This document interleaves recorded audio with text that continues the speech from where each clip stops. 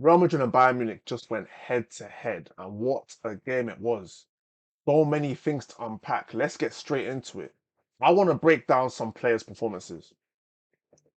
Now, let me start with the focal point for Bayern Munich's attack, Harry Kane. And there's two parts of this. First half, I was not impressed with Harry Kane's performance at all.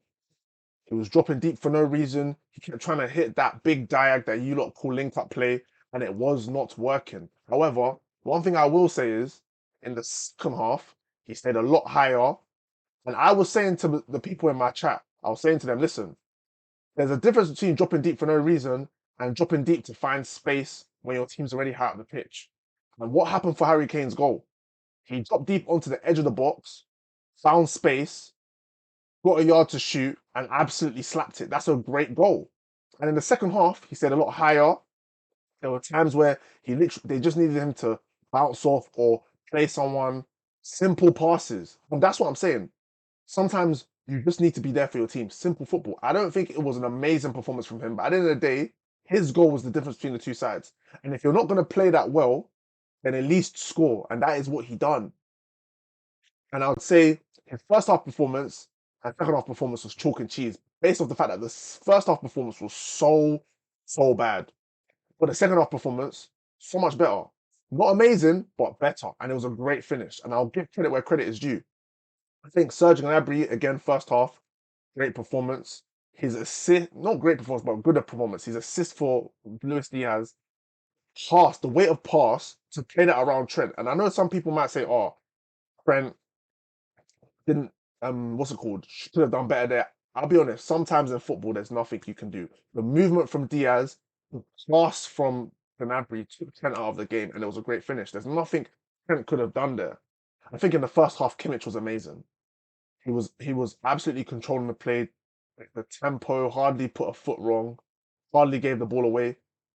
Pavlovic for Bayern Munich. I wasn't quite sure what his role in the team was in the first half. I was a bit underwhelmed with his performance, but I'll be honest, in the second half, he was quality. The passing on display, the composure in tight areas, breaking up play at times, interceptions. I think he had a great game. Upamecano, and this is what I keep saying. Bayern Munich fans will tell you Upamecano is very good. But I feel like in the big stage when everyone's watching, he will always be at the crime scene. Upamecano almost gave Real Madrid 2 goals in that game out of nothing. And sometimes I'm just thinking to myself, like, you've been playing well all game, but why do you have these bozo moments where you just switch off out of nothing? It doesn't make sense. Neuer, by the way, today, and Neuer will take me on to my next point. Neuer, he had a performance. As in, like, the saves Neuer made. Let's even look at it. How many saves did Manuel Neuer make in this game? 9 saves. 9 saves. And that brings me on to Mbappe. How many shots did Mbappe have in this game? 4 shots on target, 2 shots on target, 6 shots altogether. This was one of the better Kylian Mbappe performances I've seen in a big game in a while. Honestly, he was running, he was pressing, he was an outlet, he was direct, taking on his man, shots. It was a great performance. And I was saying in the group chat, Mbappe's been good, but you get nothing for U's and R's. And then he left with a goal.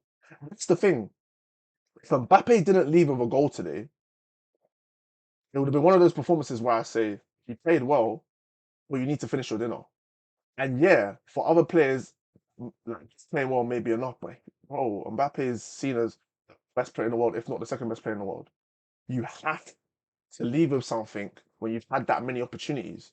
6 shots, no goals, it wouldn't have been acceptable in my opinion. But he got a goal. And do you know what it is? You see this Real Madrid performance, the fact they were 2-0 down.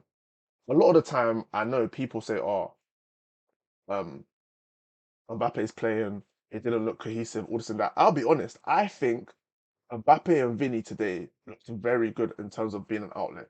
They were very lively. If anything, them being 2-0 down had nothing to do with Mbappe and Vinny, I'll be honest.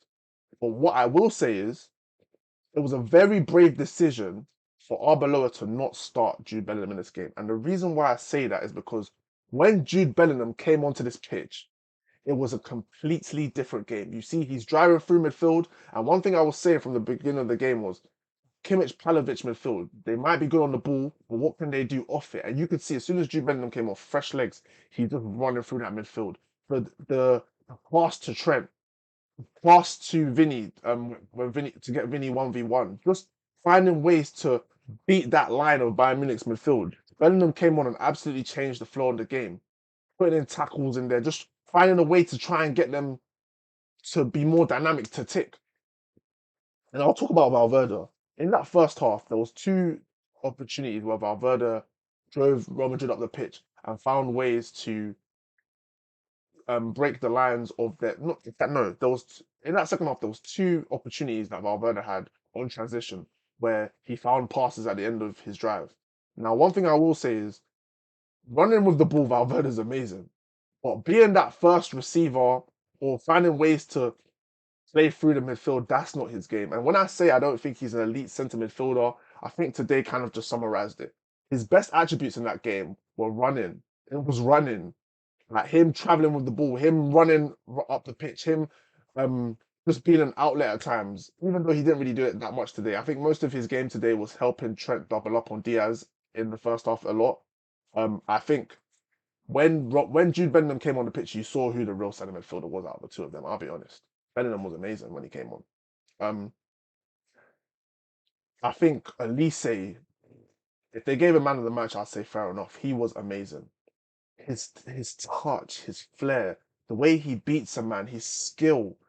It's like it's and sometimes with Elise, it's like he just dropped the shoulder. He literally just drops the shoulder and goes sometimes. It's not even about skills, it's about how easy football looks to you, how easy football is to you. He's just driving past people. It's too easy for him.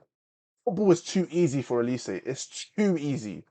He's just ghosting past people. It's like no one's even there at times. His feel for the game, his vision, the weight of pass. That Bayern Munich attack was fluid. One thing I will say, and I know Luis Diaz left with a goal, and I know he's a chance magnet. Like he gets himself into good positions. He killed the session at times today. I'll be honest. The quality in the final third. That's what some Liverpool fans were saying. Yes, Luis Diaz has been a bit of a miss, but he's so wasteful in the final third. And today we did see it. Luis Diaz was very wasteful in the final third. You saw when they were counter-attacking in the last minute. Pass to Elise, wrong time of pass, wrong weight of pass. There's times in the final third where he's just not making the right decisions. Even in the first half, I didn't think he was that good, but he still left with a goal. And it's the same thing I said with Kane. If you're not going to perform that well, at least score. And that's what they did. So, yeah, I think it was a very, very good game. I think both teams showed why they're highly regarded in the world. They both had a lot of quality. What else did I see?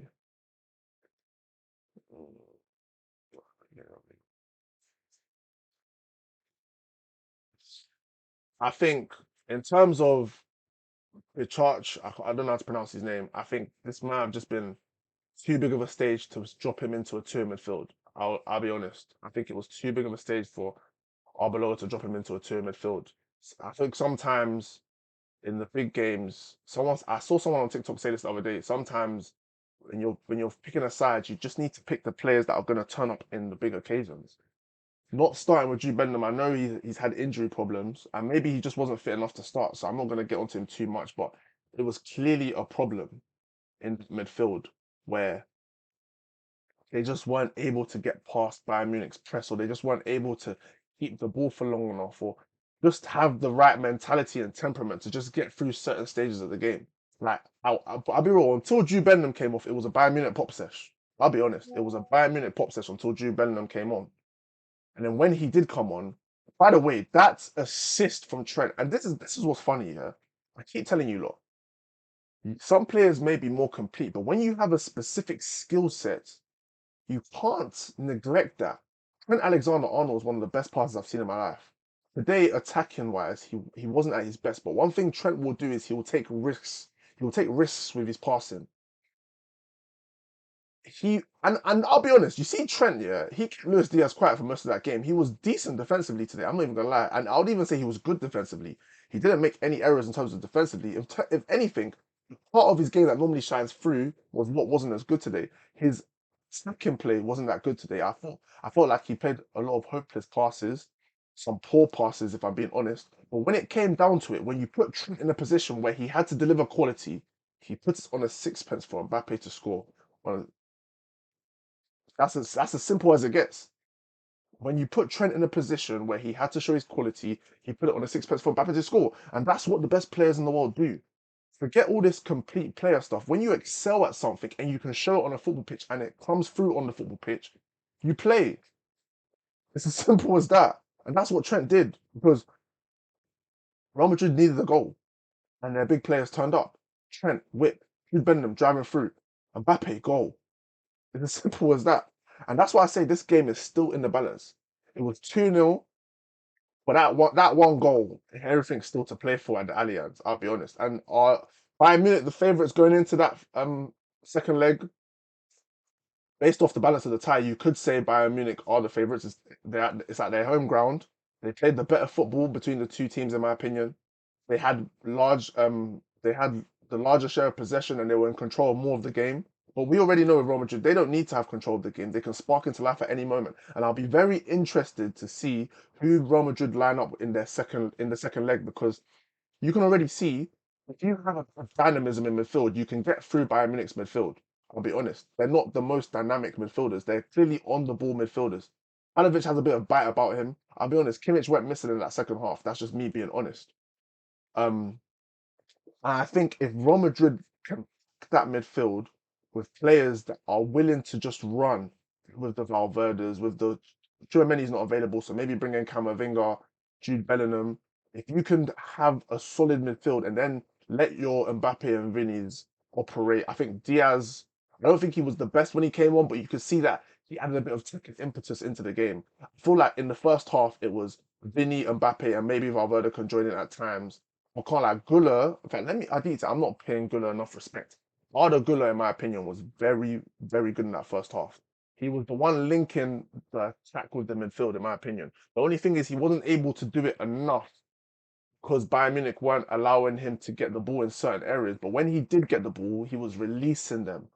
And I just think when Real Madrid brought a bit more attack-minded midfielders on, they were able to exploit the space in behind that Bayern Munich were leaving. I feel like Bayern Munich played a high line the whole game, but I don't think Real Madrid were able to exploit in behind enough. I think if they can get Mbappe and Vinny in behind more in the second leg, they can really cause Bayern Munich some problems because Tar's not the quickest. Upamecano is quick, and it looked like he's having to, no matter what side they're playing the ball over the top, it's looking like Upamecano is having to go across and cover it. And I just think that Real Madrid can cause harm to Bayern Munich, but one thing I will say is, however much harm Real Madrid can cause to Bayern, Bayern can cause just as much harm to Real Madrid, if not more. And I think the second leg is going to be a shootout on who can just put their chances away. It's either that or it might stay the same, but I don't see it being a 0-0. It's going to be who can put who to bed, and I think the tie is completely in the balance. And yeah, that's my take on this on that. And if you didn't know before, at least you know now. AJ knows. But the way I know ball, it's crazy. Don't forget to like, comment, and subscribe. And if you didn't know before, if you like my videos, it helps my videos. So please like it up. Peace.